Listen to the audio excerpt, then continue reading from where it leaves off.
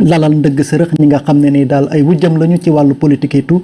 am ñu njott ne foofu la bëgg a jëmale Ousmane Sonko. dañuy ñëw ci confrontation bi nga xam ne ni amoon na ci biir semaine bi entre Ousmane Sonko ak ki ko porté plainte ndaw si di Adji Sarr ci mbirum viol et tout confrontation boobu ak lu fa tukkee nan nga ko jàngatee. waaw bu dee confrontation bi. mën nañu wax ni man de mën naa jàpp ne. c'est une montagne qui a accouché d'une souris du noonu lañ koy waxee. Une montagne qui a accouché d'une souris du noonu lañ koy waxee. ça veut dire que Sénégalais yi depuis 2 ans. dañ leen a gaave woon ay paroles.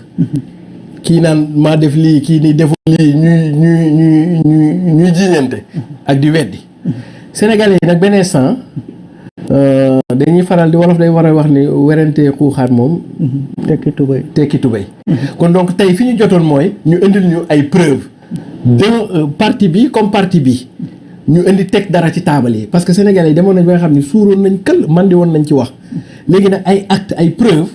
bu fekkee kii jiiñe moo indi preuve yi opinion bi mën a xam apprécier. malheureusement boo koy jàngat premier niveau jàngat da ngay gis ni ki accusé woon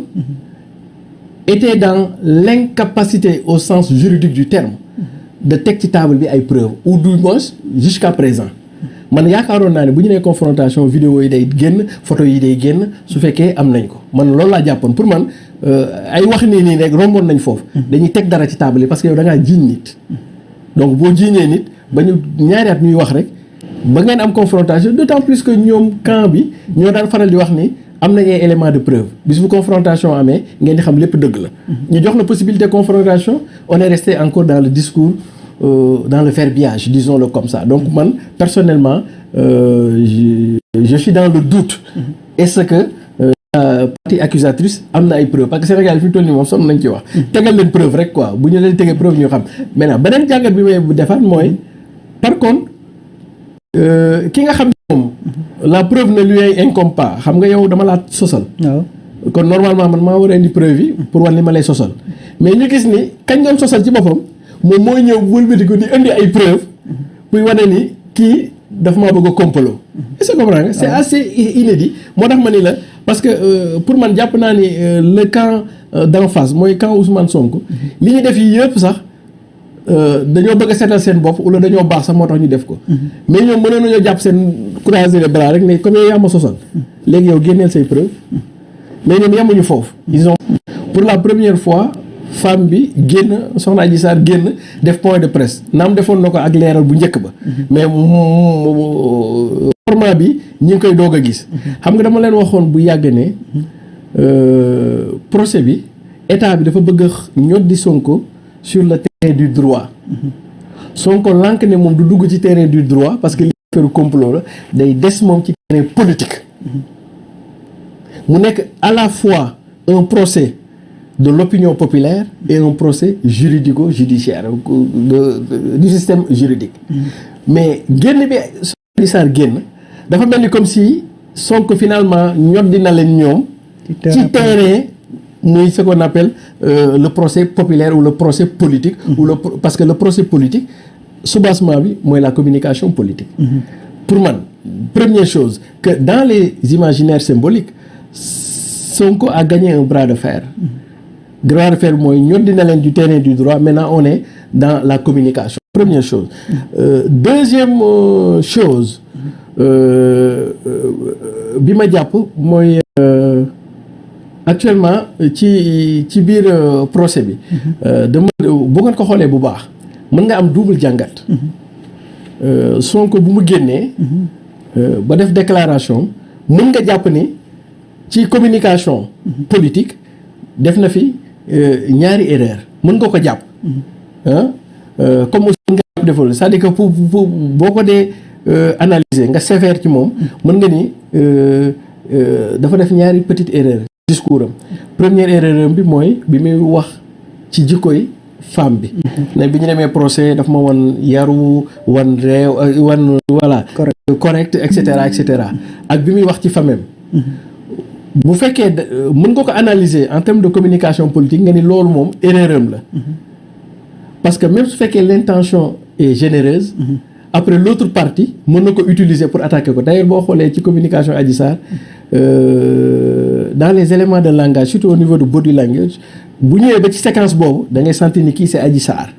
ah elle était à l'aise bu dee nekk ci yeneen thématique yi gis ni bon elle était un peu hésitante mais ñaari thématique yooyu daf ko installé ci moom lu mu doon suñu rakk yëpp doon ko mooy jigéen buy xuloo xam nga day pànk day fa wax loolu pour man mën nañ ko reprocher Sonko c'est-à-dire que il devait rester dans les éléments de langage sur l'élément du dossier bañ a ñëw sur des considérations d'ordre personnel aussi bien famille mais tamit loolu dafa am benn affaire bu mu mën a wane tamit ailleurs ce qu'on appelle si on l'analyse à crédit. Là j'étais en train de faire une analyse au débit. Maintenant une analyse au crédit dafay montrer aussi ou bien de confirmer une dimension de Sonko, une autre facette de Sonko. Ça veut dire que nit ku la jiiñ toll noonu viol loolu mën a comprendre pour compromettre sa carrière politique buy doog a judd mais waxuma sa carrière politique mais sa dignité de père de famille sa dignité d'homme tout court sa dignité de fils de l'homme ku la jiiñ toll noonu nga taxaw ne man baal naa ko d'abord mos naa ko dégg benn jour mu ni Adji Sarr soxna Adji Sarr dañ koy manipuler man baal naa ko nga mën a ñëw ku la jiiñ loolu te yow nga jàpp ni kii li mu lay jiiñ yëpp du dëgg nga taxaw di louer ses qualités là il faut être grand pour le faire grand ñu bari mënuñu loolu comprendre kon donc nga gis ni moom il a montré une forme de grandeur non pas envers Adji Sarr intuitif persona mais envers la femme sénégalaise parce que ay la yéwén bu doon soxna Adji Sarr ak moom rek mënoon na bañ a am lu dul di mépris parce que li mu ko jiiñ dafa fort comprendre nga ñu ko mës a jiiñ ñëpp gis nga fa ñu mujjee ba ci Dominique Strauss-Kahn il était parti pour devenir président ak ñeneen ñeew Arkeli et cetera loolu dafa 10 c'est 10 ans de prison au minimum nga mën a dellu si di louer ay qualité nga mën a dellu si am moom discours bi mu am di woo njabootam ñu ñëw jël si ko di wax ni victime la bon là il faut être un grandeur d'esprit il faut nga nekk kilifa daal kilifa kilifa ngay tooñ dëgg ñëpp xam ni tooñ nga ko mu jëlale jéggale pour man s'il y a les deux analyses qu'il faudrait faire je préfère ne pas m'appesantir sur ce qui pourrait ressembler à une forme de prêter le flanc jusqu'à l'autre partie utilise là pour l'attaquer frontalement parce que Adji Sarr benn instant nu mu doon waxee Sonko nii ak Sonko ce qu'il représente sur le champ social là on est dans la psychologie la psychanalyse ak kii bi daanaka daf ko doon waaw da ko doon cokkar bi Sonko moo ko mat ci ay âge ci situation bi du mu demee nii mais mu ko doon waxee nii mel ni kuy wax ak sa moroom c'était un peu blessant mais des fois olof Ndiaye dinañ faral di wax ni nit di nga bëgg a def lu baax far lu bon mu jur lu bon lu bon fekk la ci pour man par rapport à ces deux types d'analyse je préfère mettre le curseur sur l'humain qu'il a été parce que li mu def nii ñu bari mënuñu ko de am na ñu lu gën a ndaw nit def na ko nit mais taxawewul nii mu taxawee quoi ba léegi li ci am yëpp nga taxaw di mën a témoigner di wax lu baax ci nit là il fallait le faire et je pense que Sonko l'a fait et je pense que il ne l'aurait pas fait ci ngir jëmm soxna Adji Sarr mais peut-être que c'est le rapport qu'il a par rapport à la femme disons tout court sans épithète qu'elle soit sénégalaise asiatique maanaam daal ci gàttal